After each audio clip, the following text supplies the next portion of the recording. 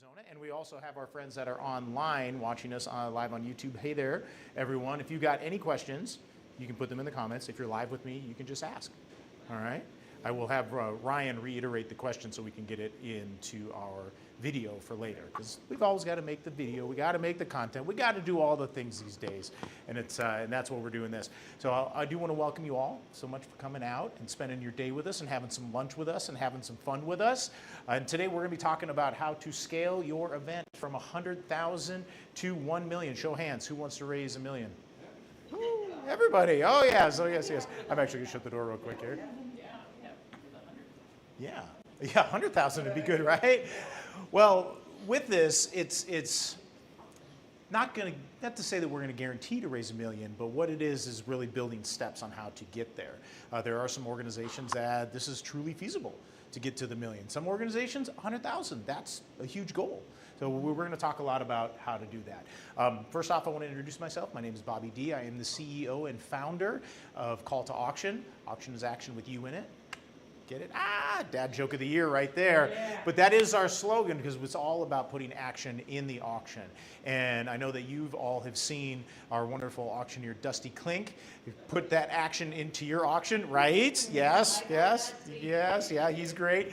So that's really what our premises of Call to Auction is, really putting that action in that. And here we are today, and you all are taking action to be able to be here to learn more on how to improve your auction. And that's what it's all about. And auctions don't just happen, and that auction action doesn't just happen organically. This is where we're planning and preparing to do that. Now that's a huge part of our formula here at Call to Auction, is to really plan and prepare and strategize to set that up for as big a success as possible. And everything that we're learning today is direct consultation that we do apply to as many clients as we can. This is some advanced stuff that we dive quite a bit deeper with some of our clients that do invest in some deeper consultation. So you get a lot of this for the price of lunch, which is beautiful. So here we are. We're going to get started. And I believe that you just showed up. They just showed up. I believe so. Okay, Ryan, can you get them, or they're coming in? Perfect timing. Hello, welcome. Sorry. That's okay. How are you? Hey there. Grab a seat. We just started. We just started literally 90 seconds ago. And then we've got, here, Ryan. Here you go, buddy. Oh, we did. So good to see you in person. I know. Yes, good to see you. you. You know, let's This chair for stuff. let's do this real quick. Why don't we go around the room and introduce ourselves? I'm Bobby D. We got Demesio here, and we got the mess maker, Ryan. Ryan's going to help get your lunch orders as well, too, here in just a second. We're ordering from... Yeah, way to go, buddy. Way to go. There we go. So why don't we start on the right here? Karen. Karen. We got Karen, and...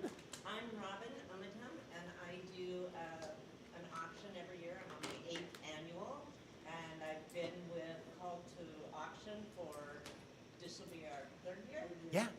Yep. And we raise money for Jacob's Mission to help foster families and children, and we raise money for Azura, which we just started giving money to last year to help local veterans. These are some of our volunteers. Yep. We have many. Go ahead. I'm Becky, and her sidekick. Yeah. I'm Judy. Hey, Judy. Helper. Excellent. Helper Thank bees. you. Teamwork makes the dream work. I love that. Love it. I'm Carly. We work for Boys and Girls Clubs of the Valley. We're on the events team, and one of our auctions we use Call to Auction. So, Jen Ensley, also with Boys and Girls Clubs, and Bobby has been with Boys and Girls Clubs longer than Carly and I have been with Bobby. How many years have you been doing yesteryear? Oh my gosh, 8, 9, maybe this might be 10 years. 10 years probably. So I've been there with yesteryear since probably 2020, although that got pushed for 3 years. So yeah, so it's been great. Excellent, awesome. Well, thank you so much for being here and investing your time with us today. I'm so excited because I knew that you were coming, and then I knew, Robin, that you were all coming. Dusty's going to hand you a laptop to order your lunch there. original Chop Shop, one of our favorites. So I built this for both of you. And Jennifer, Carly, I knew that you were coming, and I know that we're really trying with this AJ event to try to make it as big and as the best as possible. And then I know you also run some other events and are on kind of the higher level size events, which made me dive into this quite a bit more. Now, Robin, you and your team, again, not to say that size matters, But it does. but each and every dollar matters, which is really the point of this. And all of the strategies that we're going to get out of this is really going to help all of you to be able to just keep raising more money. And that's why I do this. This is my passion, to be able to help nonprofits raise more money and make more impact. This is my life's work. This is my art that I'm able to dive into, and this is the practice that I choose to impact the world on. So we're getting started. So we were talking about the 100K to $1 million. It is possible. Everybody wants to raise $1 million, and we're going to take steps to get there, even if we fall short by a couple $100,000. That's still a lot of money. All right. So we're going to talk a little bit about the fundraising frustration. What are some of the frustrations that you all have when you are building your fundraising event, or after the fundraising event that you were like, oh, this. Getting the word out. Getting the word out, are you? Okay. Quick to that, that's my big. Okay, getting the word out, getting people to the event, right? Getting people to the event that have a connection to the cause and they have capacity to give. Or they say, an right auction, what auction? And they've been there for 6 years. Yeah, and it's Okay. a village, it's a confined Oh, space, sure. I mean, it's not like it's a city or a town, it's a. It's All right. like- Yeah, we it's live in small. a community, 55 and older community, and this is our 8th year. We're in Mesa, on the corner of Val Vista and Main, and like I said, this is our 8th year for this fundraiser that we do, and it's amazing. There's approximately 1,500 sites in our resort. You have a So big population. We have a big population, but I would say the most we've ever had is just under 200. Okay. And so there's a lot there that we haven't gotten a hold of. got it. And every single year we hear, I never heard about it. Oh my I never gosh, heard that's the about it." worst. That hurts. And it is terrible, Okay. because every year we think, okay, we've thought of a new way to get the word out. And we're thinking, okay, we won't hear that this year. And every freaking year we hear the same thing. I never heard about it. Obscurity is our biggest challenge. Is all of that. Jennifer, what about you? Getting the right people in the room. Good. We get people in the room, we just have to get the right people. Get the right people in the room and get them motivated to give. All right, you are not the only ones that are feeling this. The common pain points with many people, especially from this room and from from people that I've talked to, our clients, potential clients. I do a lot of public speaking at many different organization events, Association of Fundraising Professionals, the Development Office of America, all of that kind of stuff. But it's really talking about that plateaued event. The revenue is just kind of like get, and like it's the same all the way across. Overworked teams. Show of hands who's kind of burnt out at the end of it. Yeah, right. Donor fatigue, which is people come in and they're like, oh my gosh, all I feel is like an ATM machine. They're just not feeling the love. And then board disengagement, which hurts so bad, that those board members are there. They dedicate their time and their talent and their treasure and their team. But if they're not engaged within the event, it hurts so much to hear that. It's something about that moment after the gala when the confetti settles and then you're kind of like, all right, how did we do? And then you look at that, you're like, that's it? That's it? We did all that work for that? And very, very common pain points. But you don't need more guests. It's all about getting more generosity per guests. There's an organization that I was able to help just this past weekend. And they had 200 people in a tent. And they raised over $1 million. I know, it was amazing. So they did this in a few different ways. So they had about $300,000 in sponsorships. This was an animal welfare group. And then they had a $300,000 match that came in from two very generous donors. They came in that loved the cause. And then on the night of, we did $360,000 in our paddle raise and in our live auction out of 200 people.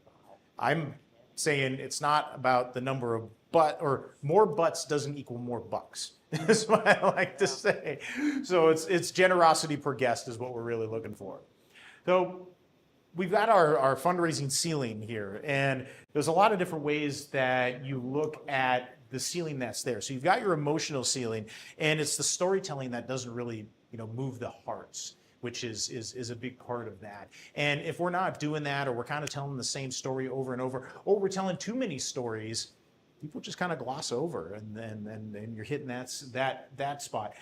The strategic element of that, where you look at the actual run of show, you look at your day of program, you look at from the donor journey coming in as soon as they join it and walk in and register and get their paddle, and then you got the silent auction, and then you got the raffles, and then you got this, and then you got that, and all of those things.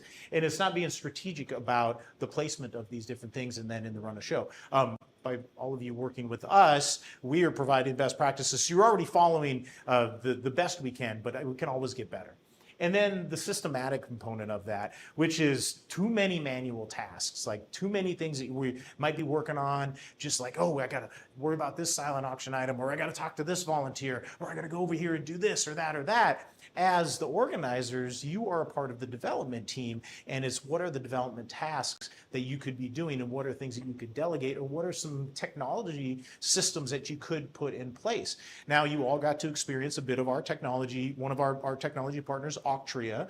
They're the ones that helped us with our ticketing. And I know that there was a couple little glitches on our side. It wasn't the tech side, it was the input side on us. But it's a system like that. Now I forget which system. OneCost, okay. And then I'm not sure if we have a system yet. Okay, you're gonna.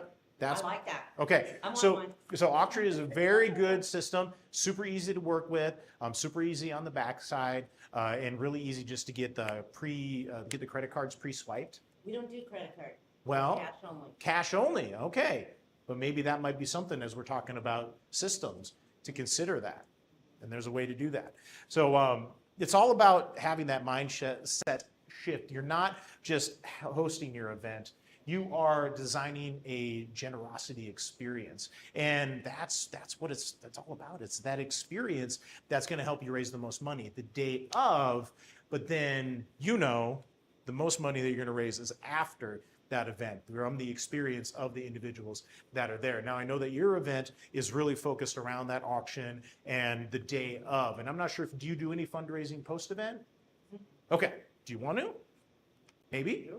I'm open. Okay. So here's some opportunities that you could have to raise more money year-round, re-engaging your donors that bought auction items, re-engaging the sponsors that have sponsored the event, but maybe finding out ways that they could be bigger philanthropic sponsors throughout the year, philanthropic partners. So there's different ways that you can do that, and then that's where those systems come in, for that to play. All right, here we are. So now we're talking about doing the math. What is the real cost of staying stuck? What's that? Zip code. Zip code 11730. Everybody on the internet now knows that. I live in Long Island. But I'm so happy to be out here. Phoenix is beautiful today. Scottsdale is absolutely beautiful. 82 degrees. I love it. I wouldn't want to be anywhere else.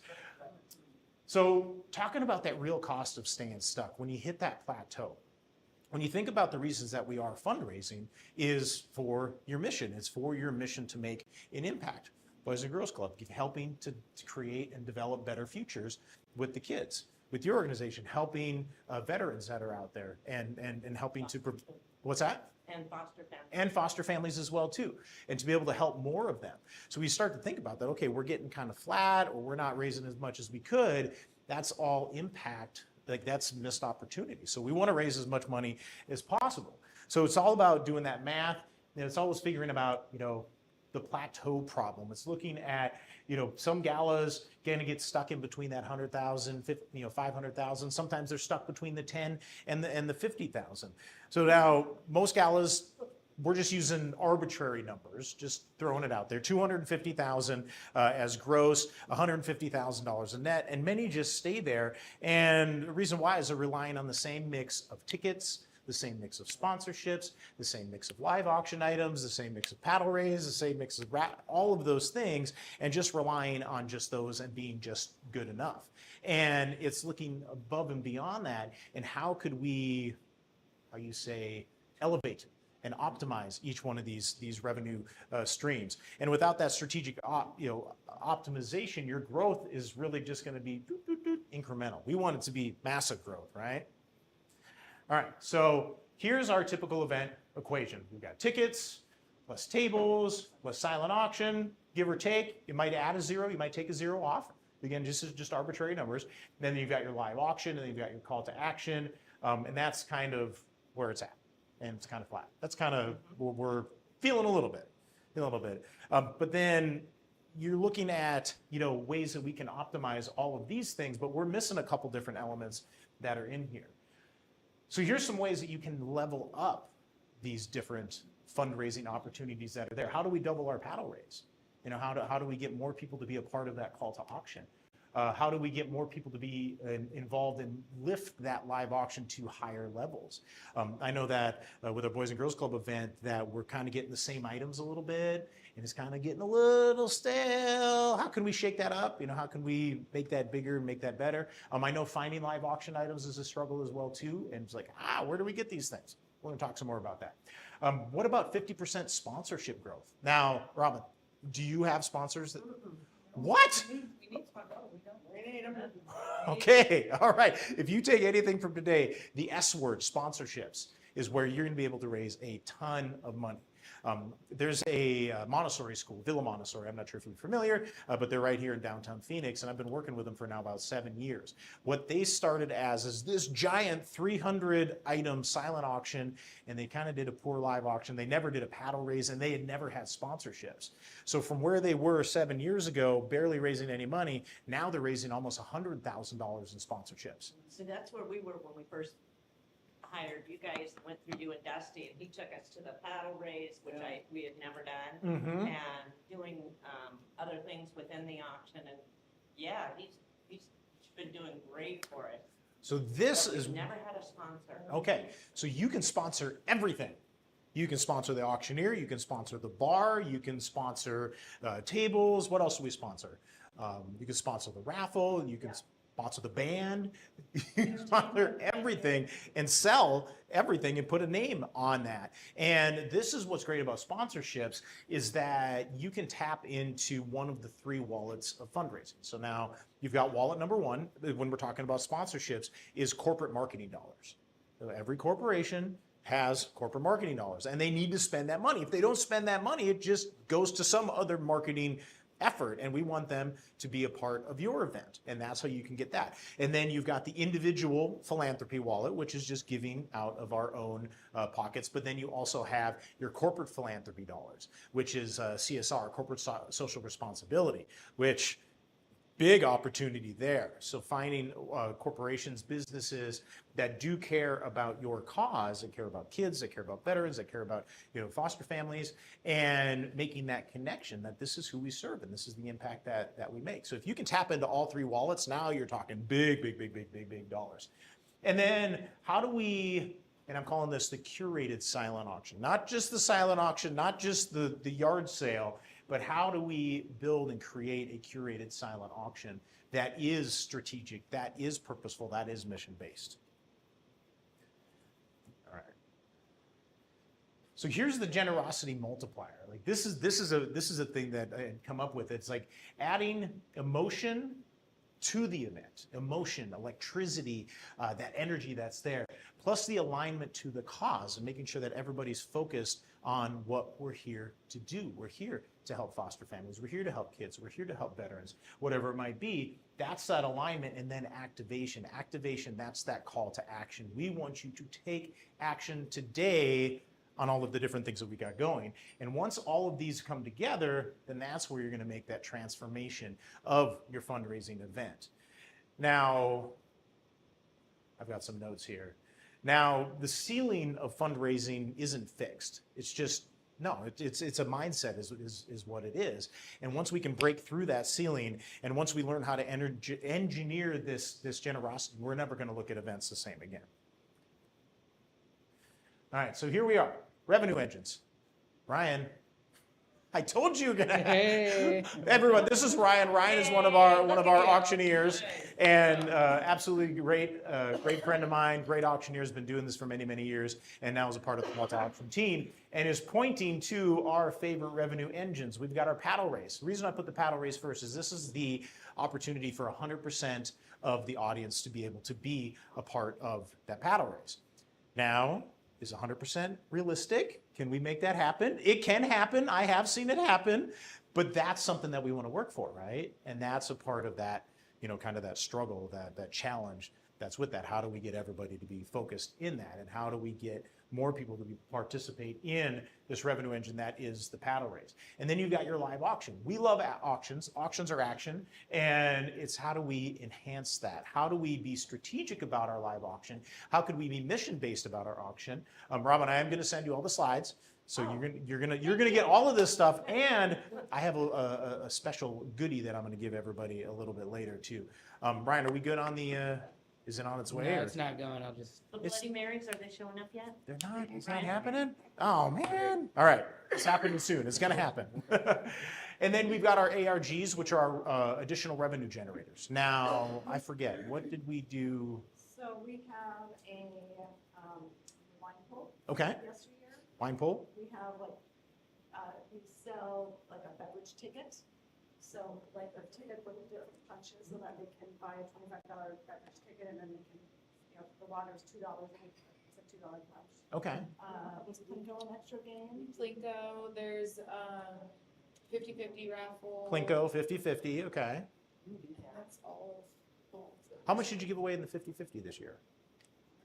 There was 2 winners, and one got a grill, and then one got the cash. The And it was, I want to say it was $3,000 was their takeaway. Wow. So it was 6,000 total. That's high. Oh, maybe that's all of it total. $3,000 and then split that in half, 1,500. Yeah. Okay. So those are the revenue generators that you had there. So now, Robin, what about you now? What were our revenue generators beyond the paddle raise and the live auction? We did the paddle raise, we did well. We did the 50-50, we did that twice. Okay, how much in the 50-50 did you raise?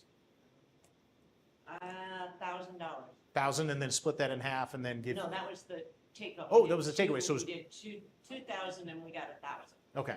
Did they give it back? Or did they keep it? No. Okay. Did they give it back? Okay. Sometimes that happens in the 50-50. Here's why I'm not a big fan of the 50-50 is you're giving away $1,500. Potential. You're giving away $1,000, whatever it is. And sometimes it's not necessarily the cash that motivates people to be in that revenue generator. It's a bit more of a game of chance. Now, if you'd have given away $500 in cash, maybe you would have done it as good and had kept the overage. Maybe given away some type of trip or given away something else. Doing the golden ticket. We're going to talk about this a little bit later. But golden ticket selling 100 tickets times $100. We Quick did math. that, And we did a trip giveaway as well. Right. Okay, so good. So you've got some of these revenue generators that are in there. Now, we don't want to throw every revenue generator at the book because it's like when you go to the fair and everybody's hitting you up and everybody's got something for sale and everybody's got a game and whatnot. We want to be strategic about these revenue generators and not just as many as we can do. Because sometimes as many as we can do, it gets a little nickel and dimey. And then we're talking about our curated silent auction, being specific and curating these particular items to make sense with your event. Now, I have a slide that's coming up here in just a second. There's an organization I work with in the South, and they have this silent auction that is like 300, maybe 400 items, and it looks like the world's biggest yard sale. And this is the first thing that you see when you walk into this giant room that they have. And it's like, oh my gosh. It's crazy. Do you need another pad or you share? Okay, good. So if they were able to focus and maybe get it down to 20, 40 That's items. what I'm working on now. I used to have too many. Yes. And so I'm scaling down the live. Or the and silent, putting- the silent auction. No, I'm scaling down the live. The and live. putting what I would Oh, have that's put on right. the live in my silence. That's right. That's right. And then how many yesteryear? There's a lot. Live or silent? Silent. There's probably almost 100. Oh my gosh. And then how many guests do we have? 250? 350. Okay, 350. So if you split that in half, you got most people come as couples, it's about 175. So it's almost a silent auction item per couple. It's pretty close. Yeah. It's pretty close. Do you know how many? Wait, like 15 don't sell? It was less this year. It was only like maybe 10 that didn't sell. Okay, okay. And then how many unique purchasers were there? Well, I don't have all those in there. But sometimes it's at the top of the head. But then when you look at that, of I unique mean, it purchase. could be with just the silent auction. There was quite a few people that won multiple items. Yes, So, yeah. And that's what I'm kind of Yeah. pointing out is they'll buy more than It's one. a good price range, like what would be the starting bid, like between 25 and 50? Yeah, there's a lot of like, there's some higher ones, but it's a good range. Okay, okay, yeah.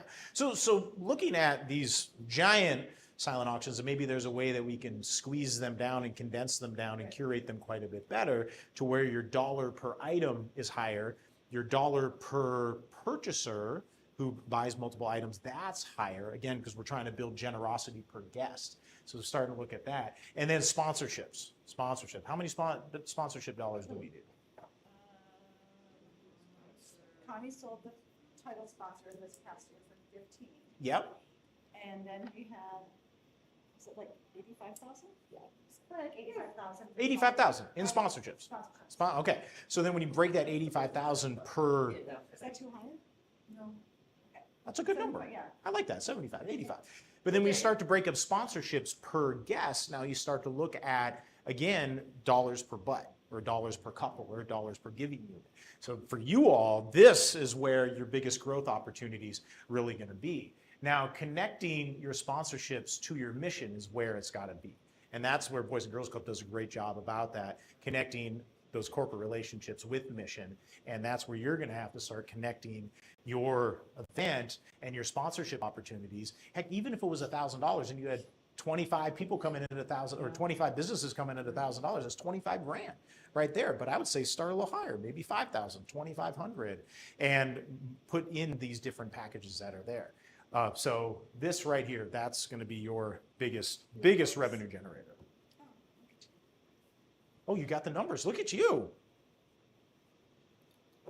All right, so we're going to talk a little bit about, ooh, I want to see. What do we got? Including direct program support, so just pure donation as well, leading up was 103 in sponsorship. In sponsorships, But nice. yeah, Okay. And donations for Yeah. people that could not. attend. I couldn't attend. That would have normally sponsored. Okay.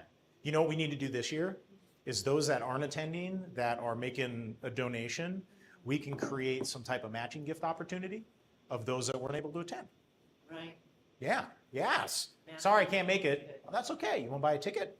Okay, or maybe make a contribution towards our paddle raise or towards our call to action or fund a kid or fund, whatever it might be. Okay, yeah, that would be great. And then on the night of, be able to say, we've had, $25,000 raised from friends that weren't able to attend tonight, and they're going to match every gift up to $25,000 for you. So I think that is going to be a big takeaway for us. So it's strategizing, is looking at that. Where do we start? Where do we end? Matching gift opportunities, incentive giving. I think we did a paddle drop this year, right? At the $100 level? Yes. Yes. So, Robin, I forget. Did we do a paddle drop? Mm-hmm. Okay. So paddle drop is an example of incentivized giving, where we have a prize and paddle drop. Everybody wants to give. God, I feel so bad. I'm not as prepared. I wish I would have had your event review with me. But it's looking at how many people do you have in there, how many households do you have, and then how can we encourage all of the households to be able to give in our incentivized giving, which is that lowest level, that $100 level. And the bigger the prize, the better the prize, the more participation you're going to get. We did have a fantastic prize at an event that we did a few weeks ago. We picked up 127 paddles. 12,700, I know. And it was for this beautiful trip to Tuscany. The trip to Tuscany cost $3,500, but they picked up 127 paddles. Minus that, they still netted like $8,500. So you on your paddle raise, you gave a gift So at the final level, after the. after our final level, so 5,000, 25,000, 500, 250, even $100 level, giving away a grand prize kind of thing. And that becomes the final level of giving, grab the paddles, and then we'll pick a winner, and the better the prize, the more paddles we're going to get. So that'll be something that we're both going to look at this year, is to see how can we optimize that. And what's great about our paddle drop in strategy wise is that that's the easiest way to transform a guest into a donor. Someone that's just there for fun, and to say, oh, heck, I'll try that. I'll give to the, the veterans. I'll give to the foster families. I'll give to the kids. And then that's where they go from that guest now into a donor. When they become that donor, now you have access to be able to say thank you, to be able to develop that relationship, to be able to maybe talk about future sponsorships in the future, maybe making a bigger gift next year, coming back, bringing their friends. So there's a lot of different ways that you can utilize strategically those paddle drop, those paddle sweep individuals that do participate within that. That's part of that strategy. Storytelling. I love the Boys and Girls Club storytelling. You always have the kids that are there. The kids, that's the best. And the way that Frankie interacts with the kids and gets everybody to focus, like, look, this is what we're here to do. It's a part of that storytelling. So that's going to be something that we're going to have to work on this year, is how do we tell the story of those organizations that you're serving, and how can we do that as concisely and as simply as possible. And then building that synergy, with our lead gift. Where do we start our lead gift at? Do we start at 10 grand? Do we start at 5 grand? Kicking off the paddle raise on a momentum builder, because nobody likes going in there. It's like, okay, who could give $10,000? There's our crickets. Everybody hates the crickets. I hate crickets. You hate crickets. But how do we kill the crickets? And that's how we kill the crickets. And now that lead gift to help us build this synergy doesn't just, again, happen on the night of. It doesn't happen the week before. This is a conversation that we have to have, many months leading up into that. And those conversations come from the previous year's donors that have given. You're coming. Thank you. We would love to give you, have you start off our paddle raise to help us be our momentum, our momentum builder, be our momentum gift. Let's go there. And then that's how that all builds together. And then synchronicity of all of this working together to really create that perfect paddle raise. Now, is every paddle raise perfect? No. Have I seen them happen? Kind of. 98% there. They're almost there. But there are some events that really do create that outpouring of support. And it doesn't just come because it happens. It's part of that strategy. Now, live auction optimization, item curation. This is key. This, again, comes from those donors that you've had before, from board members, from key stakeholders, coming up with great mission-based items, which is a fun thing to do. So now starting to think about, okay, what could we do that might be synergistic or might be able to be mission-based with the organizations that you serve. Maybe there's something maybe to go out and go in the desert and hang out with some veterans for the day, shooting guns or driving Jeeps or something like that. That could be an opportunity. Sending the boys and girls to a baseball game and getting to go hang out with them at the baseball game. Like, that's a great way to do it. So coming up with these great items. Marketing, that's the key thing to the success of a great live auction, is this marketing. It's so many times, and we're really pushing hard on this year to talk with our clients about the live auction success, and marketing being a key component of that. You got to get the word out that these are our live auction items, and this is the impact these auction items are going to have. This is our mission, that the way that it's connected. And it's going out in emails, it's going out in socials, on the day of, making sure that we've got a beautiful live auction display. We make sure that we have all of our auction items in our program, having a PowerPoint that really talks about what the items are. We've got the bullet points. Everything's super easy, super simple.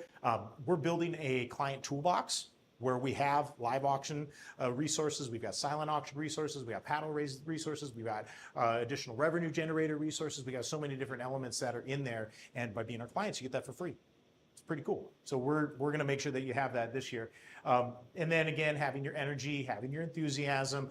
Again, this is very self-serving. We want you to hire a professional fundraising auctioneer, and you all have, which I say thank you so much. And proof is in the pudding there. For those of you that haven't hired a professional yet, you've got to hire the professional, because then that's where that energy and that enthusiasm are I mean, they're paramount.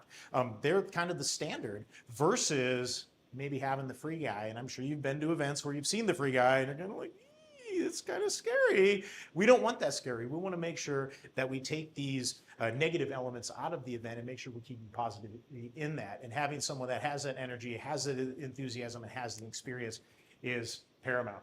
And then mission integration. How do we integrate the mission throughout our live auction?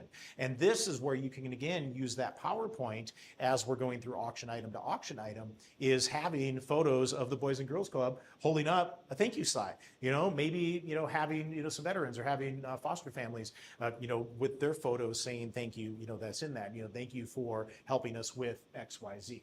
So incorporating all of these elements within our live auction. And then we've got our additional revenue generators, the golden ticket magic, which is beautiful. I don't think we haven't done one yet. Okay, so I think that this might be an opportunity. 100 tickets, $100, $10,000 to pick one of the live auction items.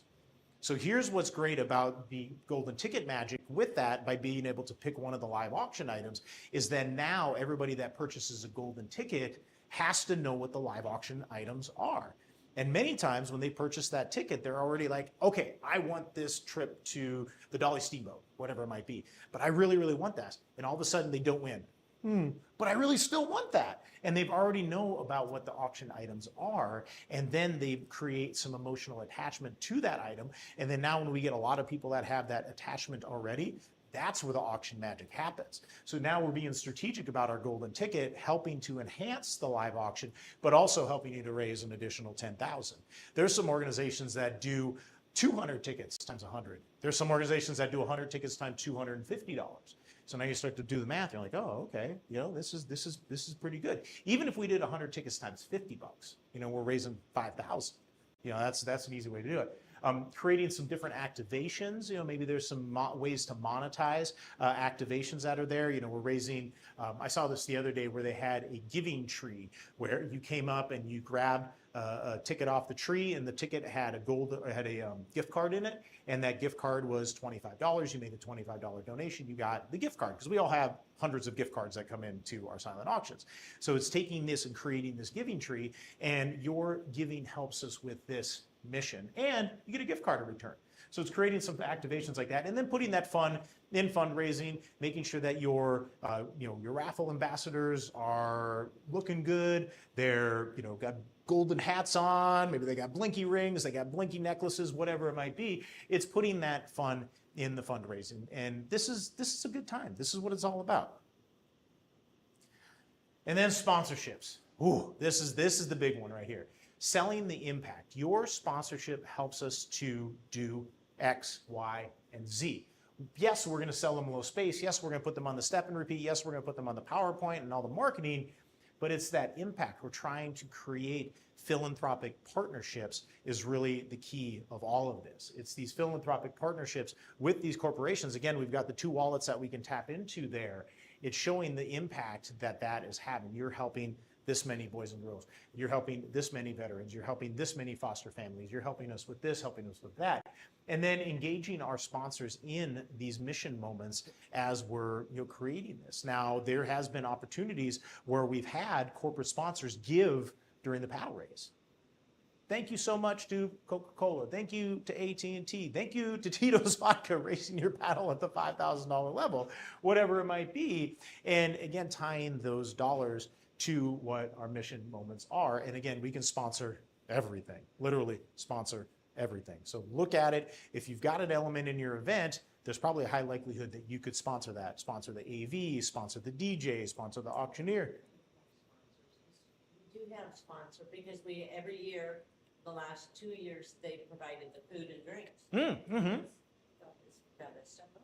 Yeah. Okay, so they're And one then of we the call it sponsors. donation dogs and drinks, and then they just pay whatever they want in a. Right. So there's a lot of different sponsorships that can come in many different forms. It's not just dollars. There's the in-kind sponsorships, just like you were talking about, like with the catering, with the food provided by Val Vista. So now letting Val Vista know, because of your donation, because of your in-kind sponsorship, we were able to raise X amount of dollars, and you were a part of this. I mean, we wouldn't have a great event if we didn't have great food. Right. So thank you so much for being a part of it. Now, this is where you're starting to tap in, and maybe there's another opportunity to get some financial help behind that. So that's a way to maybe kind of turn the lever up. I love it. I see the sparkles going off. I love that. So it's looking at these different opportunities that we can start to create sponsorships. Now, yesteryear, it's kind of a range of sponsorships, right? We've got the title sponsor, which was 15. Down to like, I think on the table was 1,000. Nonprofit, maybe I think the nonprofit table was 1,000. Okay. So then all the way down to the 1,000, and then each table has a sponsor, or as many tables as we can that has a Right, sponsor. and you can just buy a table too.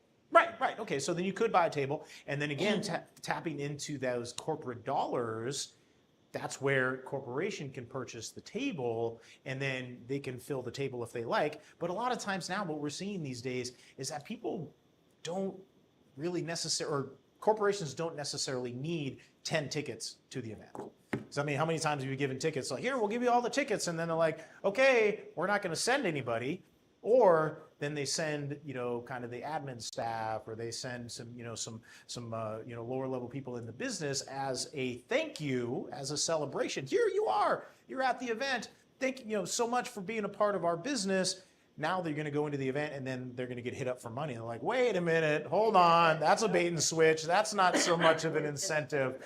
So that's where you have to have that conversation with the sponsors to talk about these philanthropic partnerships. That's the key with all of that. All right, moving on. Here we go. Okay, so curated silent auction. So this is the auction that I was telling you about. Look at that. Like, this is only a third of that. And it's like 12 tables that way, and then 4 sets of tables, heck, maybe 5 sets of tables this way, full of just stuff. And it's like, that's a lot of tables. Yeah. And then you start to look at this, it's like, okay, what kind of connotation is this putting on your event? Yeah. Is this a fundraiser that's helping these different organizations, or is this just a big yard sale?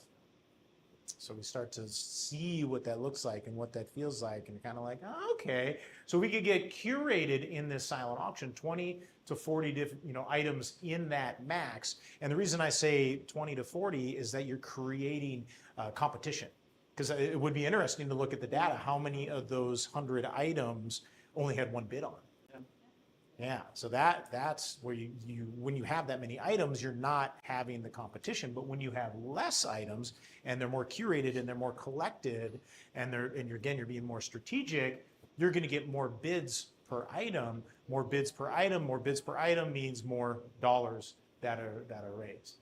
And creating silent auction items that are mission-based, like that is a great way to do it, where like there's some schools that we work with where in the silent auction for $50 donation, you help us buy a ream of paper. I forget how, so for $50 you would buy a ream of paper for the school. Gotcha. Yeah, or maybe for $100, you could just do a buy now. $100 sponsors a vet for the day to do something, something like that. So you could have just one, and then you could create a box. You could create something that signifies what that is. I thought about asking the people we donate to what they need, and then we would create that same thing. There you go. So let's say you have a foster family, and they, Right. They need a basket of Or things some for their new, furniture, for their foster child that's coming in, and having that basket full of all of these goodies. Buy a basket of goodies for $100. Write your name down, write your paddle number down, and then, yes, I'm into this. And then how many of those baskets of goodies could you sell? And then that's where we're looking at these mission and themed silent auction items. And I love closing the silent auction before we get into fundraising, in the live fundraising, because the silent auction kind of works as almost like I'm trying to think, it's like a holding account. If Ryan was here, he would help me with that. But it's like this holding account, it's an escrow account where their dollars are tied up. Because most donors are going to come to an event with a budget in mind. I'm going to spend $1,000, I'm going to spend $500, I'm going to spend $200, whatever it might be. And then they're going to spread it out around everything. They're going to spread it out by a couple silent auction items, maybe buy some raffle tickets, maybe they'll buy a live auction item. We definitely want them to raise their paddle in the paddle raise. But when you have that silent auction open beyond that live fundraising, now all those dollars are tied up in escrow. And when those dollars are tied up in escrow and all of a sudden you close the silent auction after the fundraising, then you'll have people that missed out and they still have money in their pocket. And we want to make sure that we capture all that money that's there. Now, if we think about this, actually this auction right here that doesn't close on the night of, it closes the Monday after the event, which is really weird, but it's successful there for them because they have this much stuff. And then they open up this silent auction to their entire population, to their entire network.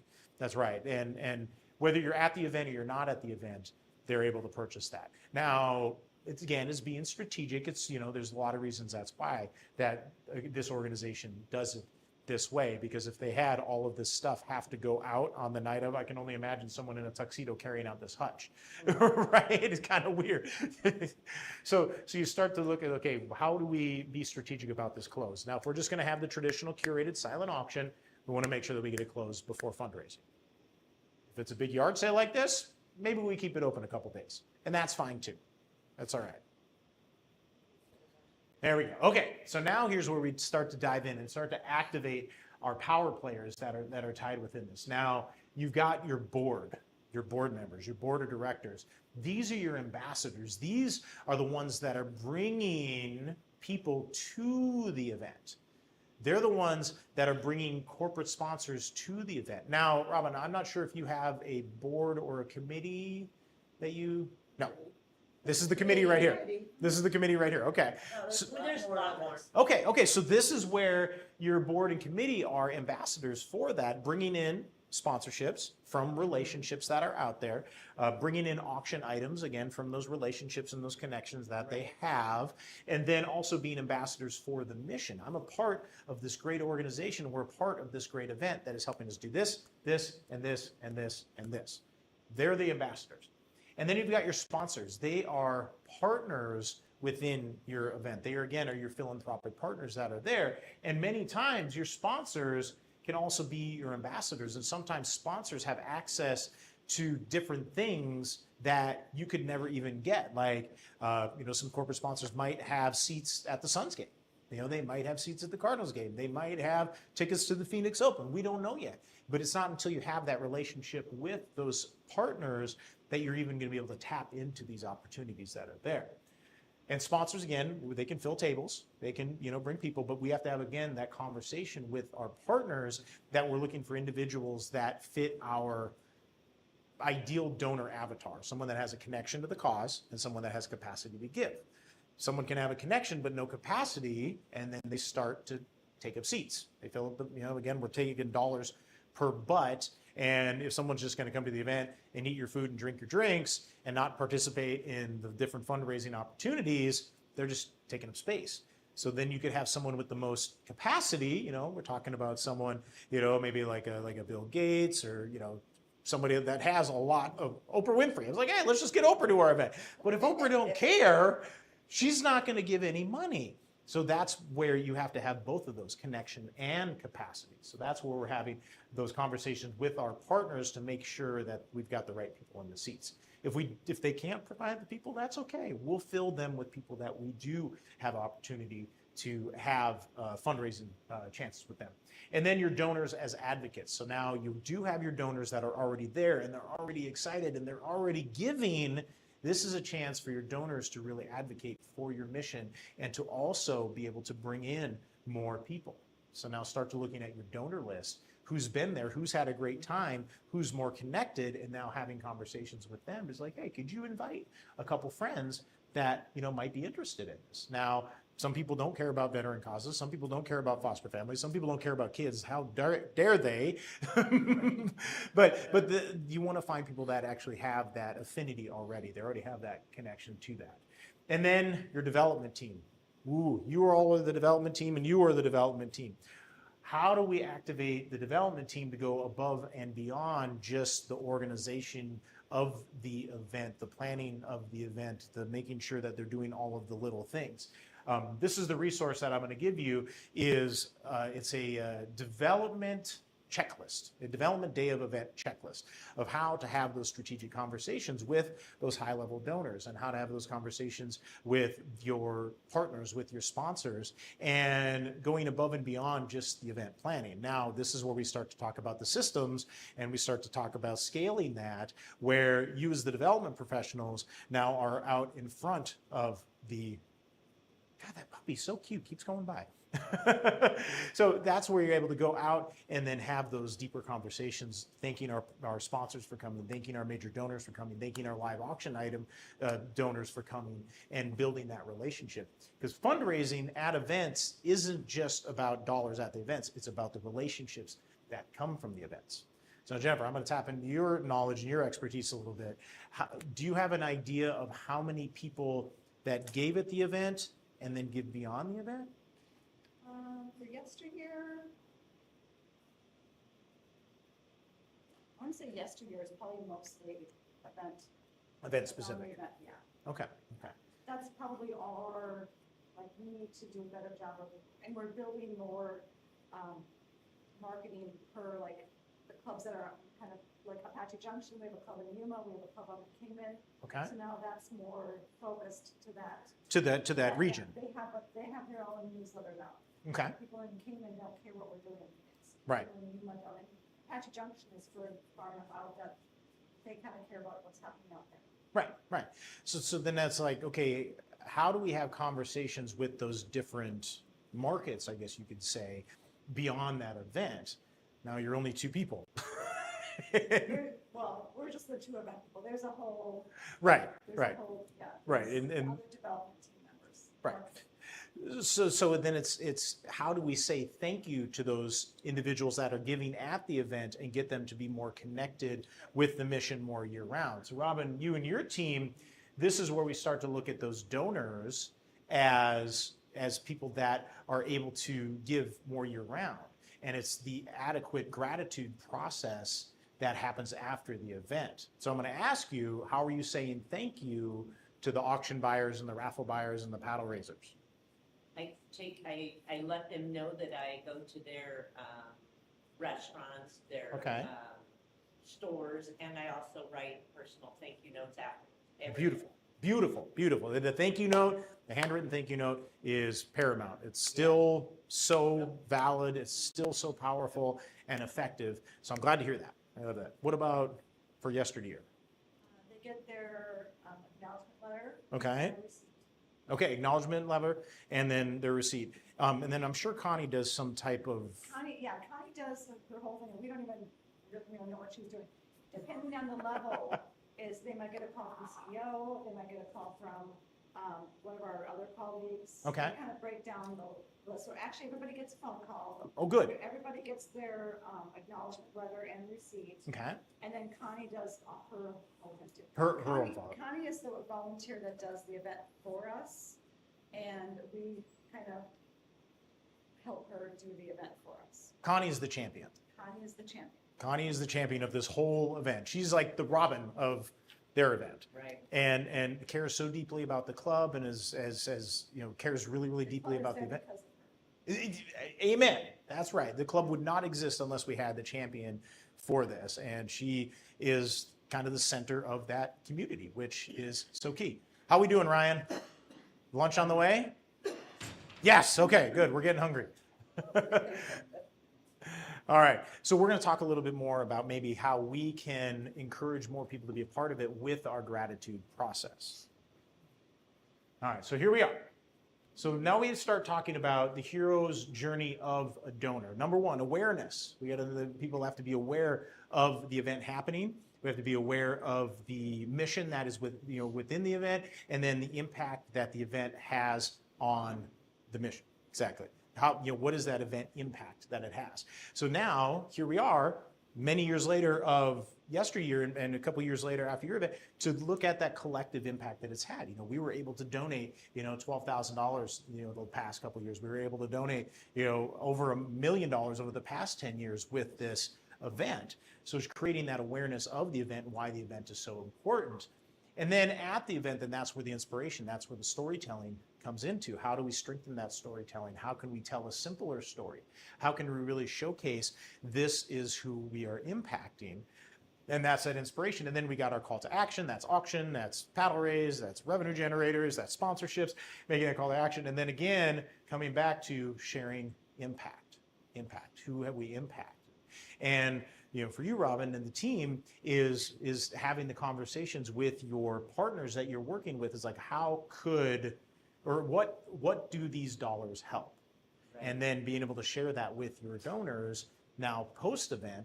In your last seminar that I joined, webinar, I don't know what you call Yeah. it, webinar, I joined, and I got a lot of great ideas from that. And they were The anti-Gala one? Mm-hmm. Oh, They were yes. telling me to video, and they don't have to be, professional. You just go, just like we took a picture of being in here today. Yeah. We are the behind the scenes in what you do. And Yes. how you do it. As same with the impact of where your money is going. And just little burps of that every once in a while on the internet. Yep. And it's amazing how that impacts. So that's what I'm working towards this year. Oh, is I love that. Increasing that. Good. And a monthly touch base, bi-monthly touch base, a countdown to the event. Yeah, yes, yeah, exactly. It'd be great, to look at, okay, we're halfway through the event or post-event and then halfway to the event. Like, this is what the event impact that has had. Thank you so much for being a partner in what we do, creating, again, that awareness and then keeping that inspiration going. And would you join our event? And this year, that's the call to action. And so the impact, so this is what we're helping with. That's that key component is impact of the event. Now, there's some groups that have fantastic development teams and they're actually able to create an event impact report.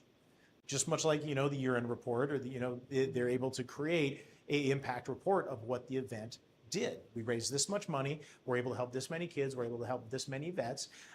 Photos of the event, paddles going up, smiling faces, maybe share a video of, one of your recipients, something like that. That does, again, connect event to impact. And then when that goes out, it keeps people re-inspired. They're like, oh, okay, Absolutely. I can't wait for next year. Okay, I can't wait for this next event. And that becomes a piece that you can just keep sending out. Plugging in, sponsorships. You can send them the event impact report and show that we had 200 people at the event that are of this particular demographic. And these 200 people came together and raised X amount of dollars so that we were able to create this X amount of impact. And then sponsors, they start to see this and they start to put the dollar, oh, okay, I can be in front of this audience. I can show that I have goodwill towards this particular mission. And again, it comes back to impact. And this is the impact that we're having. So this, for starting your sponsorship conversation, to be able to show what the last couple of years has been, that right there. That, if you don't take anything else, like that right there is it. But it's really talking about, again, that storytelling of the event, storytelling of the journey of the donor as the hero. Absolutely. They're the heroes. Absolutely. They're really the heroes of that day. I mean, you all organizing this are the heroes behind the scenes, but then front. It would be nothing without them. Absolutely, it would be nothing. Absolutely. The donor relationship is everything. All right, so when we talk about storytelling, we've got to really keep it crayon simple. There's a board expert, someone that's an expert in working with different board of directors. Her name's Rachel Muir. I don't know if you know Rachel, but you should. I'll make sure that I'll send you a link with this. But Rachel talks about storytelling, and she talks about how. She was on that webinar, wasn't she? I had mentioned her. I had actually mentioned her. Yes. There was a female lady that talked a lot about that on that webinar. Oh yes. Okay. Female lady. Female lady. I'm trying to remember who that is. That was a few months ago at many auctions.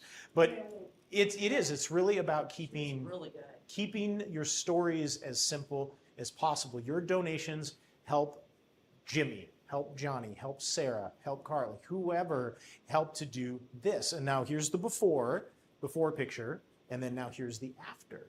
And you, as the donor, are the ones that help to make this transformation happen. The simpler the story, the easier the storytelling is, the easier that your donors are able to absorb it and understand it. Now, absorbing and understanding 5 different programs and different tiers of all these programs, and we do this and we do that and this and this. It's confusing, and people just get out of their head then. And when we're confused, we just check out. We don't want to do that. We want to keep very, very focused. We want to keep it crayon simple. So if there is something that you take about the storytelling, crayon simple, and there's going to be a whole nother conversation that we're talking about that another lunch and learn someday. But here's our 3-part growth system: pre-event, on-site execution, and post-event. Pre-event is where we're at right now because we're talking about next year's event. So here's where the elements that you can be doing right now. We've got our pre-event strategy. You've got your story alignment. We've been talking a lot about incorporating that story. Donor mapping. Who are our donors?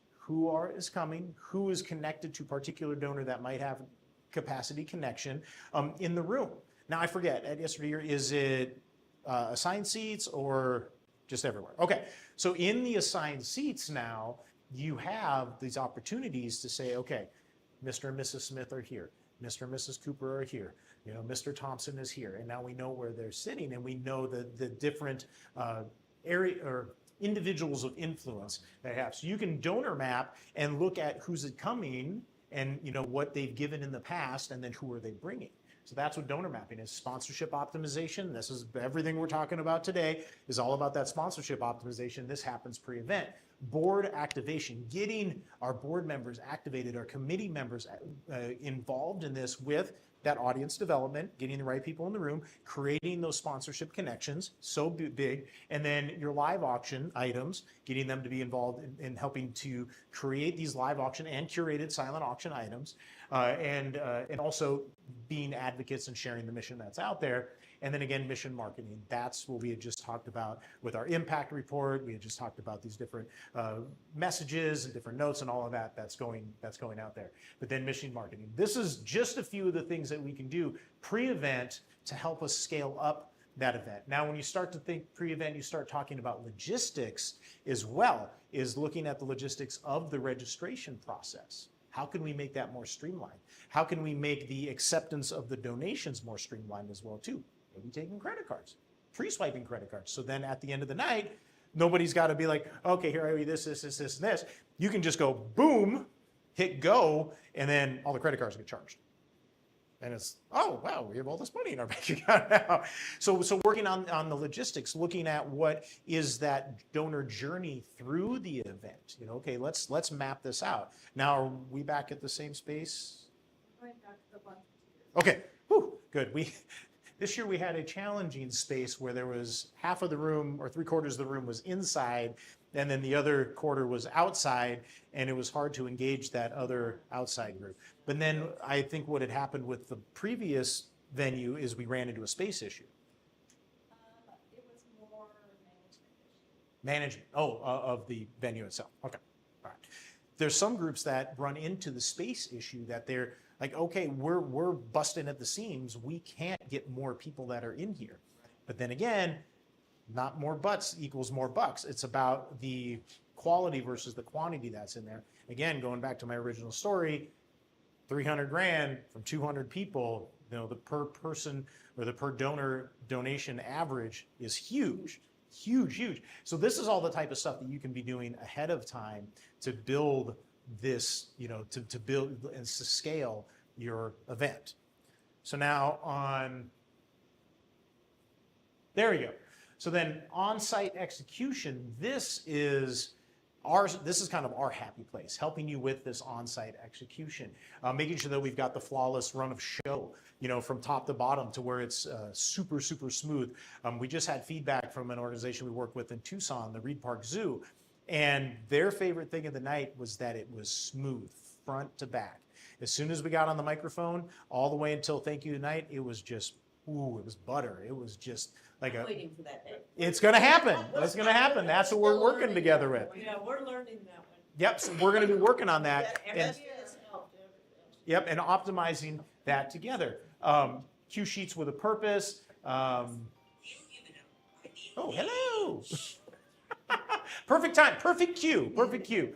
Making sure that our auctioneers are prepared, making sure that your speakers are prepared, making sure that our storytellers are well prepared, making sure that we've got our donor flow. Again, this is the donor journey through the event, making sure that that flow is as seamless and smooth as possible. Integrating your auctioneer within the event. Now, is your auctioneer as the MC? Is your auctioneer only the fundraiser? What that's going to be, but then making sure that they are integrated within your run of show and having that conversation with them leading up into the event. Now, this is what we do. This is our standard practice at Call to Auction, is making sure that we are well integrated within that.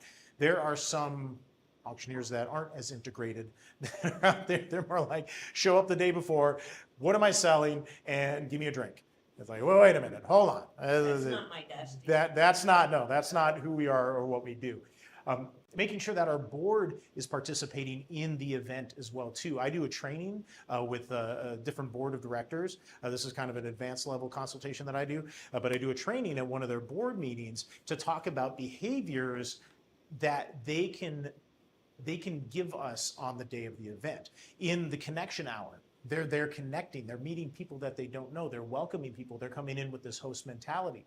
And then they're bidding on auction items, they're buying raffle tickets, they're involved in that pre-event or that pre-program time. But then when it gets to program time, what it's really about is getting them involved in the paddle raise, making sure that all the paddles are going to go up, getting them involved in the auction. Now, I want board members to bid in the auction. I don't need them to win. I just want them to bid. And it's okay to bid early, and this could be something that your committee members could help with as well too. When Dusty gets going and starts the auction off, it's like, okay, who's gonna go to $100? Everybody will practice 1, 2, 3 on the hands up, 1, 2, 3. Oh my gosh, I got 100, 200, 300, 4. And then that participation and that energy really it's social proof that this is what we do. And this is how this is how it is. And the committee members can really help us to build that energy that's there. And our board members can help us to build that there. They can also be a part of that gratitude team. We're going to talk about this in just a second, but instantaneous gratitude. Now you've got committee members, we've got board members, and we've got people that are really tied into this event that we could get them to say thank you right away. Someone wins an auction item, somebody runs over and says, oh my gosh, thank you so much, Jim. Thank you, that was great. Beautiful, you feel good when that happens. Then this is an easy tactic for your board and your committee to be able to be a part of the thank you squad. There's an organization that I've worked with for many years, Chances for Children, and they have what we call a hug squad. And anybody that wins an auction item, they've got a group, 3 or 4 people come over, and they surround the winner, and they give them hugs, and then they've got the photographer there that's shooting photos, the donor's happy. When the paddle raise is going on, same thing. They're out there, they're hugging, they're handshaking, they're fist bumping, they're patting people on the back, and they're a part of the instantaneous gratitude process.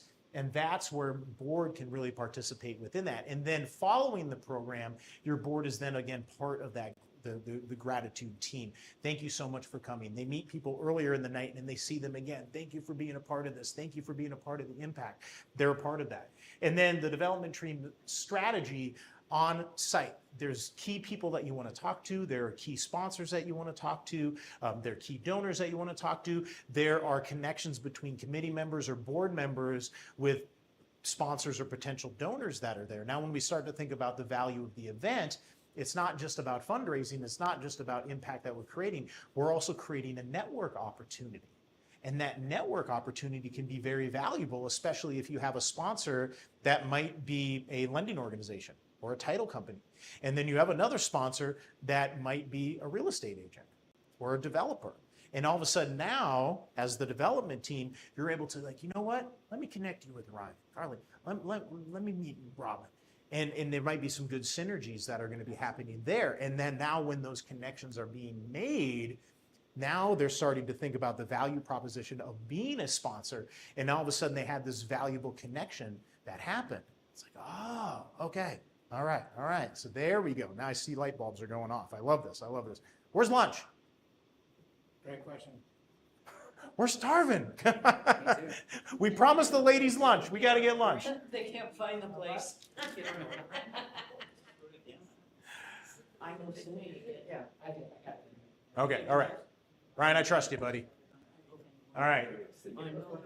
So then, No, does anybody need a bio break? she needs the rest. Okay, go for it.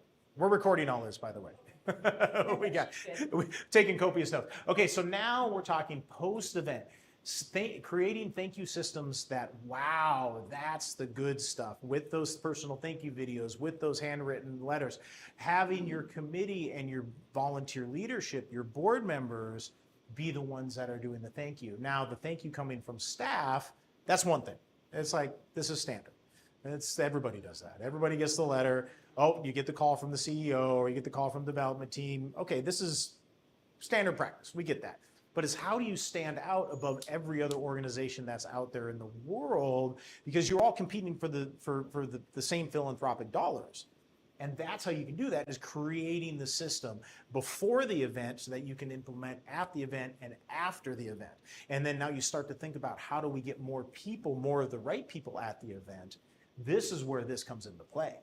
Because now when they feel valued, they feel seen, and they feel a part of that impact, they're going to come back again, and they're going to tell their friends. That's key. We want to make sure that they're telling friends. We want to make sure that they're ambassadors and they're advocates for your mission.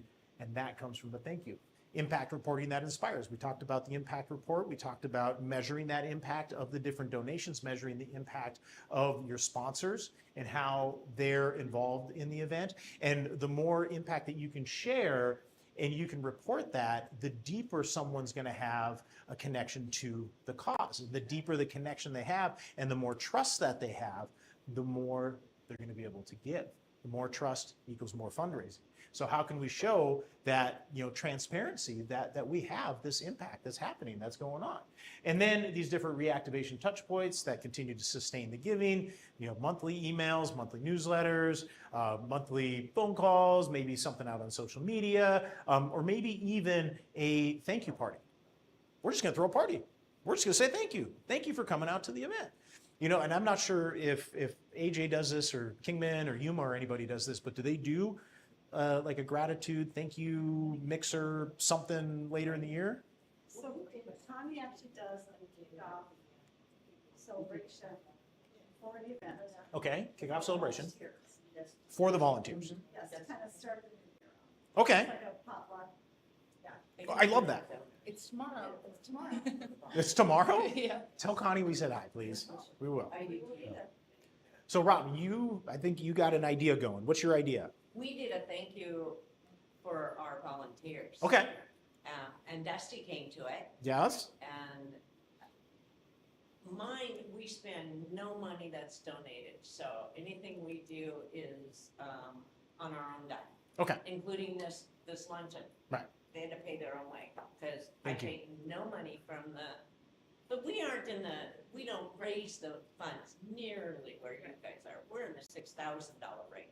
Yeah. And we're looking to peak that up. Soon to be 20. That's the goal. But, so I didn't invite the donors, but I did do it for my volunteers, and I've done that every year. This might be, Because that's really important, I feel, to let them know what we did. Before I put the word out to anyone else, I let them know which is beautiful. how much money we raised, where it's going to, and then I invite them, and we go personally take the checks to the organizations. And same with my thank you notes, I personally deliver those to the individual that gave me the donation.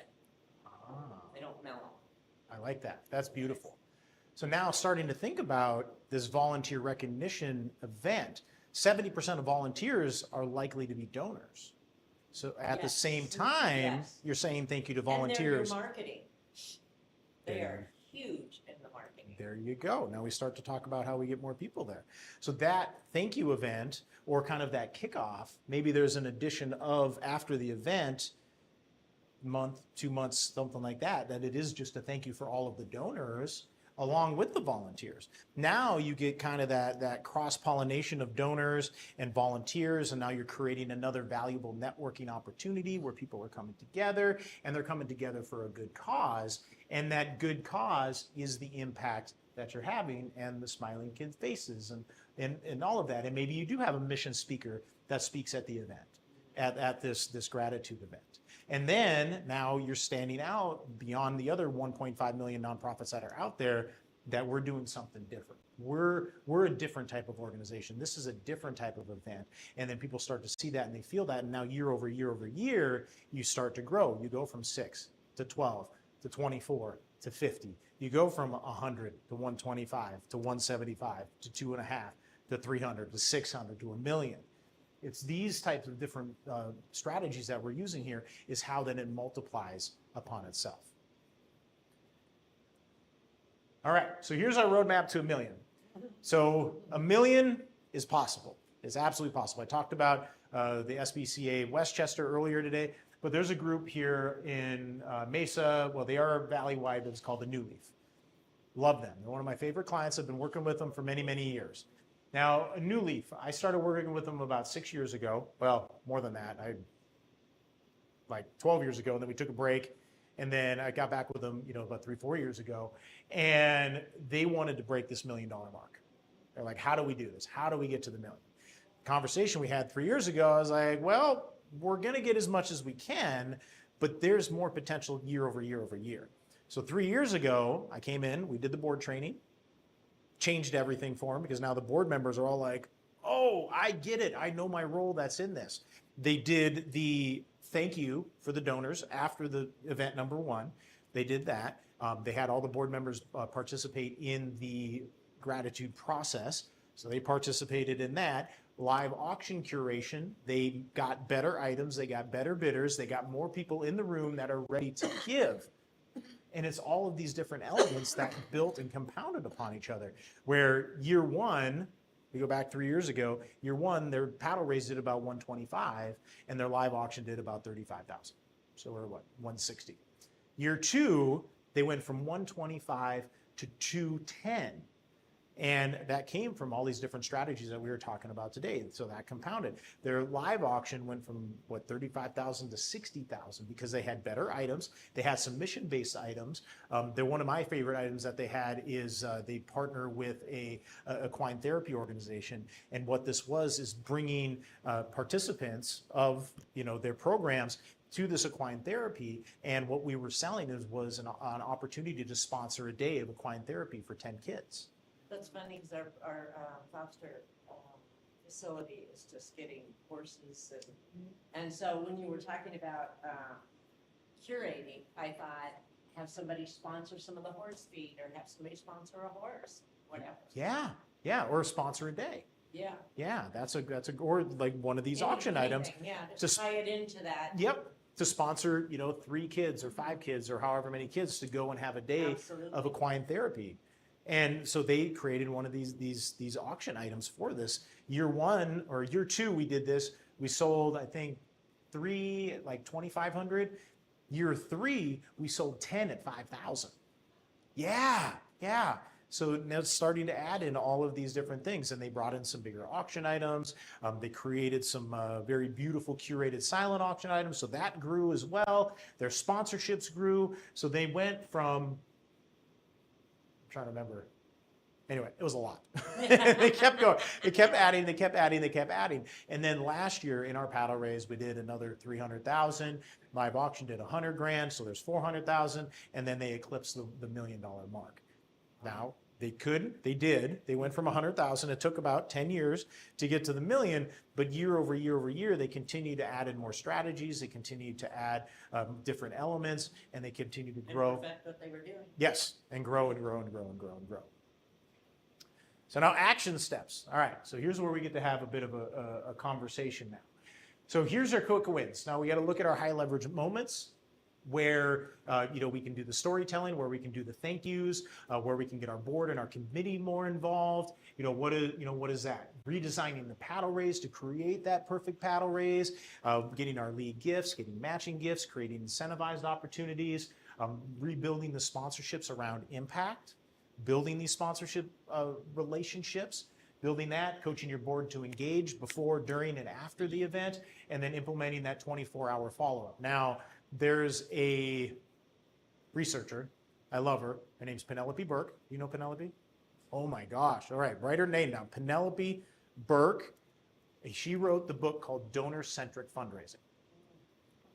Penelope Burke. So Penelope, her and her team had done a study about the gratitude process. And they had done a study about board members being a part of that gratitude process and saying thank you within 24 to 48 hours. When they did this, the likelihood of that donor, they followed the donor journey through that, the donor that got thank you, or that got told thank you by the board members, the probability of them making a second gift went up to like 60%. And then the likelihood of them making on that second gift was higher than the first gift, ended up being another 30 or 40%. And the only factor of their case study was just the pure fact that your board member said thank you by phone within 24 to 48 hours. So what was great about this is that the board members never needed to get anybody actually on the phone. They found out that voicemail was just as effective of getting somebody on the phone. So now you start to think about the preparation that's here and building this gratitude process. So then the next day, your board members, your committee members have this list of 5 people they get a call, 10 people they get a call, 12 people they get a call, whatever. And they just sit down and just make phone calls. They can sit by the pool and make phone calls. I don't care. But this is where you're getting your board engaged and to be a part of that 24-hour to 48-hour follow-up. Because again, you are standing out beyond the 1.5 million nonprofits that are out there. So now I want to ask this wonderful group that's here. What is a takeaway that you're able to take with you and you're going to implement for sure? 1, 2, whatever. Jennifer, I'm going to start with you. Visiting the auction and condensing those packages. Our silent auction, being more curated, being more strategic with that. Okay, that'll be really interesting to look at this year of what that's going to look like. But then to measure year over year, we had this many items. This is the dollars per item on average that we had, and then compare that to this year where we're going to be able to condense that and curate that and shrink that a little bit. Now dollars per item, and then at the end of it, gross revenue, which is what we're always looking at. I know that it's going to be able to grow because now we're going to get more competition, we're going to get more people bidding, and it's going to be bigger, it's going to be better. All right, Carly, what about you? I think, the idea of not doing a 50-50 and doing like some other type of raffle where you're not giving up 50% of your sales, I think is something, even not just for yesteryear, for other events. For all of in them. general. Yeah, and looking at something like the golden ticket or something Yeah, like that. So, yeah, and that's such an easy, especially at some of your other events too, that are much larger and much bigger. Sell 100 tickets times $250. Like, because I know that there's some individuals in that audience and that can stand that, and to have some big grand prize. Go to Tuscany, they're going to the Bahamas, they're going to the Caribbean, they're going to drive a Ferrari in Italy, something like that people get really, really excited about, and that they have a 1 in 100 chance. I mean, who doesn't want a 1 in 100 chance to win a trip to someplace really, really awesome, at the same time raising that $25,000? So like, yes, yes. The answer is yes. Thank you. Thank you. What about you? For me, it's motivation. It seems like it's a really big deal to get people motivated to donate to raise the paddle, but it's hard to achieve. And I'm not sure, I know we did little things, and that's kind of what I want to, I guess, do more to get them in the room. One, get the word out. Yeah. Talk about that, but then get them motivated to, how do you do that? Give them drinks. How do we get them motivated? How do we get Spend them? money? Yeah. How do I think get we 'em- need to Open bar. Well, yeah, that would help. If they, Liquors, if they have a high enough ticket package, we give a wristband for, Free drinks the whole night. Oh, but they have to be a higher sponsor. There you go. Yeah. And then people walk around and they're like, how did they get that wristband? And you're like, I'll tell you We how. need those things, we need those catchy things that, Right. yeah, we have cool stuff, we have cool trips, we have cool that, but what's going to motivate them to want them to, it's. Yeah, there you go. And with that sponsorship, they could get that VIP bracelet. You could have a VIP ticket, or maybe it's all the beer you could drink, whatever it's going to be, or maybe it's a special cup or something that they get with your logo on it. What? The credit cards. Those are still people. Yeah, the credit card. That's so. Here's what's great about having the credit card and then having the paddle is that the paddle almost works like when you go to the casino, and you've just got your card. Boom, you swipe the card, or like when you go to the hotel, everything's on the room, kind of thing. That's what the paddle allows with, is that they can buy drinks, they can buy raffle tickets, they can buy silent auction items, they can raise their paddle. They spend more, yes. Yes, yeah, that's what we're looking to. We want to take, then the whole psychology around everything that's there is Get the money out. is to get the money out of them, but we don't want them to look at the hard cash, because Right. when you start to go into the cash, you're like, oh my God, that's a lot of money. Well, and it Wow. also makes it easier for them to like limit themselves. I'm only bringing this much cash with Yeah. me tonight. Where it's like if they get drunk, they might just. Right. Yeah, yeah. Or they just get wrapped up in it. Thinking or not, they get wrapped up in it. Totally, and they're not adding I'm it in gonna their beat head. that person. Yeah. Yeah, and it's more fun, It and is. it's not about the cash, it's about the fun, it's about the engagement, it's about the impact, it's about all of those elements. Beautiful. It is, what did you get? Yeah, Judy, what did you get? Yes. I really like the sponsors. Yeah. I really Yes, like that, that's to big. work on my sponsors. I've got companies that donate stuff, so now I need to have them Get in there and step kind up of, a little Yeah. more. yeah, and be like, here, So what, I like that, and then I also, the curated, really like that, yeah. really like that. And- I could see where people that don't do much would be a lot more engaged to do more. Yes. Because And- that's why we're there.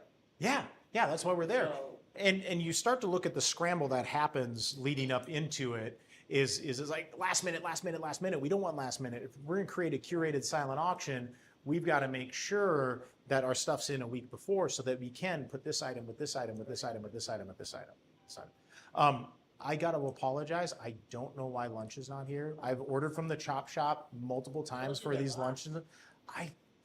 I don't know. I just don't know. So I apologize. And as sorry, we a still have time we have to be out of here too. okay. So when it shows up, hopefully, we'll make sure that we have that. If you've got to run, I know that we're right at the time, and I want to make sure we send you your ticket money back because I was going to buy you lunch and there's no lunch. What the hell? What the hell? Okay, Karen, what about you? What's something that? All of the above, I mean, I think we need alcohol. And a donation for the hot dog and the, some people will put a buck in. Some The people problem will we put have 20 with in. alcohol is I the know. facility we have it in won't let us bring alcohol That's because what they I have was their own liquor license. Well, we should have a bottle. Well, yeah, Do you- Again, they're What is- reasons to. what's See, your we're what- in a 55 or older community and the managers there support us 100%. But the corporation they work for Makes are millions. against us 100%. It took me 3 years of fighting them to continue to be able to even have this. Do you guys work like with the nonprofit to put this event on, or do you guys do it independent and then just give them the money after? That's what we do. So our nonprofit, we do this thing and it's called third party events. And so we're event planners, but we have other groups that come to us and they say, we want to put on an event and we want to give all the proceeds back to you.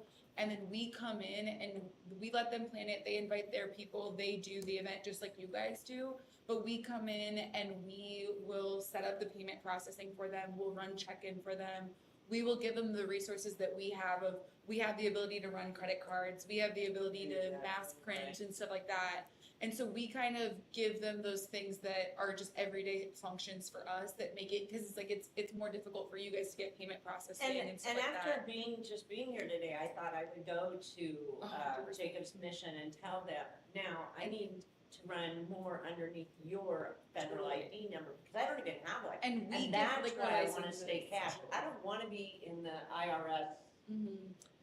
The money So would, I'm thinking I need to the do more donations would of. go, the credit card then would go directly to them. Yeah. Exactly. And then we also, like, because we're a 501c3, we get a certain amount of liquor licenses every year. And if you're having issues with your venue not letting you use theirs, you can bring your own liquor license in for the night if you go through the nonprofit.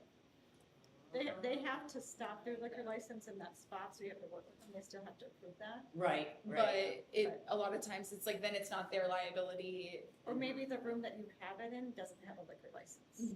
It does. It does. The actual The room. whole okay. resort. Yeah.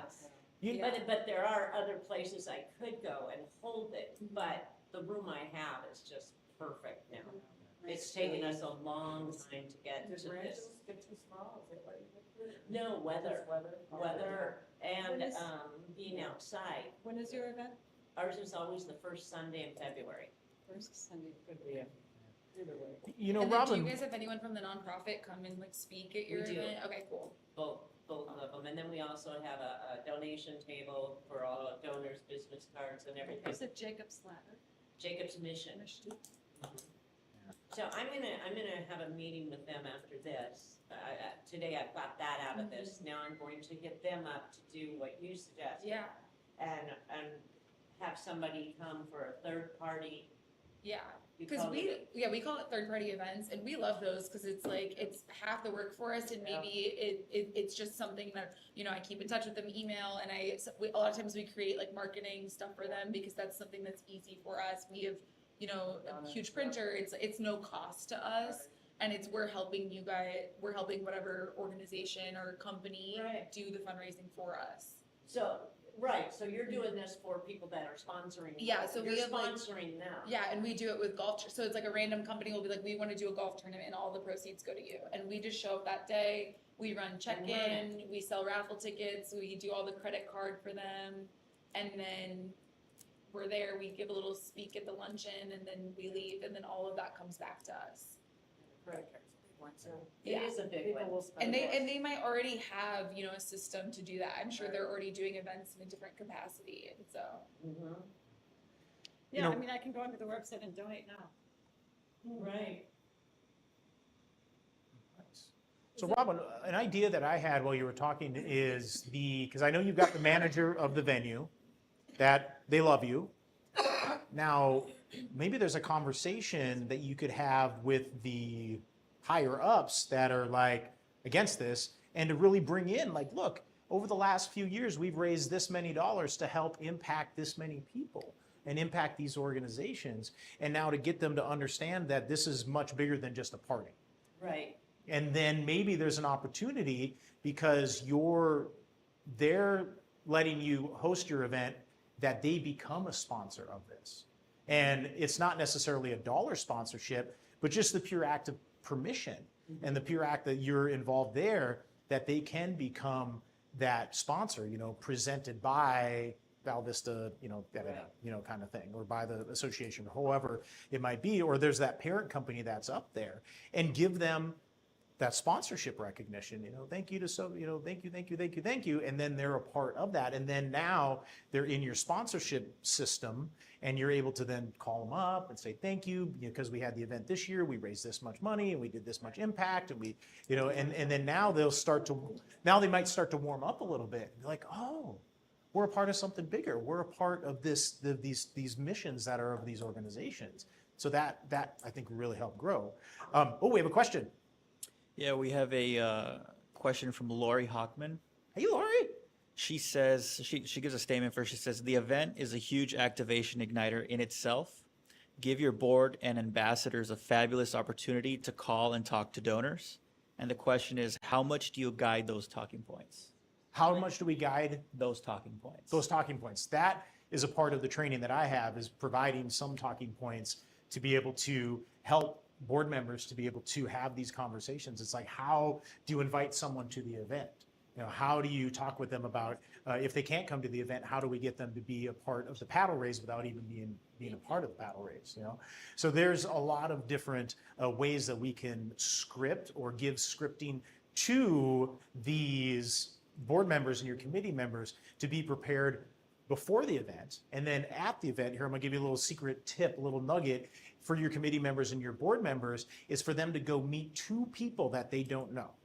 Two people they don't know. And if they go up to two people they don't know, and it's like, hi, I'm Bobby D. I'm a board member here. Thank you so much for coming. How are you connected with this event? How are you connected with this organization? Now we're making more connections. And what's happening is now as a guest, now imagine this, you're at an event and someone walks up to you and introduces themselves as the board member. How good do you feel? Right. You feel great, right? Oh, yes! Woo! Yay! Lunch is here. Thank you, Ryan. Did you give him some heck for? Right on. All right, Ryan's going to distribute the lunch here, and we're almost done. So introducing themselves to two individuals before the program starts in the connection hour, And then in the program hour, if we see them participate in the fundraising, to have that board member, committee member to go up and then say thank you to them for raising that paddle. Love that. Thank you so much. And then at the end of the night, to be able to go up and then say thank you again for attending and thank you for being a part of this. And then also remembering their names so that then they can get connected with them after the event and then sending them this text message. Hey, this is Bobby D. Thank you so much for coming out to the event. Thank you for raising your paddle. How do they get that phone number?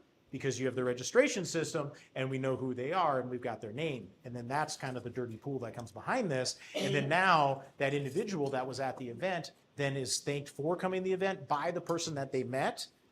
Now that relationship is even much more stronger, and that's what we're trying to build. So, Lori, thank you for that question. I hope that helped you. All right. Remember, it's not the dollars, it's about the impact. Impact is what we are trying to grow, and the impact is what we're trying to create. Shared a couple things, yeah. You can take these to go too. All right. Questions? Questions? We're good. I hope this was valuable for you all. I And think so. It was for me, yeah. I think our group learned a lot. Right, guys? We Are put we it in the gonna- machine, but we didn't put. So the before fundraiser, you got any specific? No, on the machine we Oh, did. yeah. We ordered two Cobb salads. oh no. But it's okay. We're not gonna starve. It's okay. Oh, I'm sorry, Robin. It's I'm not a sorry. big Share this, because we talked about sharing. We're I'm okay, not getting really. it. You're right. You can give him my salad. I'm waiting. Okay. We're good, really. It's not a big deal.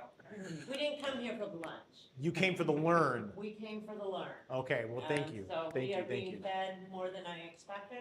I don't know why, because I learned a lot from your seminar. Go Beautiful. ahead. All right, we've got a question from online.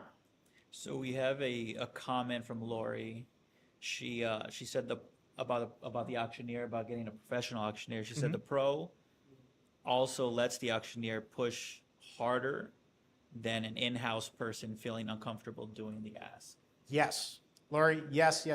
We are literally speaking with the choir here because our friends that are in here today are our clients and they do see the value of that. And for those of you that aren't using a professional, you're right. When you have someone that's a part of the organization, it feels a little weird sometimes. It can feel a little icky because that individual might have that one-to-one, and then it could be like, come on, Robin, I know you got the money. Yeah. And like, how weird does that make you feel? But then also at the same time, how weird does it make that other person feel that is on stage, that's doing something that they're not experienced in, they're not comfortable in. And And when, you may lose a potential for next year, too. That's right, and we You're don't not wanna- come back if you make them feel uncomfortable. amen, we don't want to turn anybody off. We just want to keep making this experience better and better so that they come back next year and then they help or they tell their friends. Ryan, why can you keep making a mess, Ryan? Oh my God. We'll just keep blaming it on Ryan, so.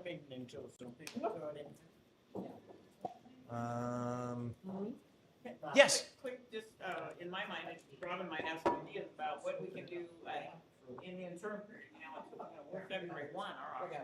Yep. What can I do, what can we do, what can I do personally? So here's what you can do. Pre-fundraise.